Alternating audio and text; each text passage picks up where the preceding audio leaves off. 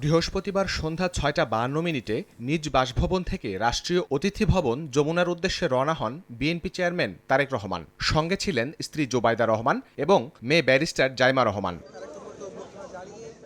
সন্ধ্যা ৭টা ৫০ মিনিটে যমুনায় পৌঁছান বিএনপি চেয়ারম্যান। ১.৫ ঘণ্টারও বেশি সময় ধরে বৈঠক করেন প্রধান উপদেষ্টা ডক্টর মোহাম্মদ ইউনূসের সঙ্গে।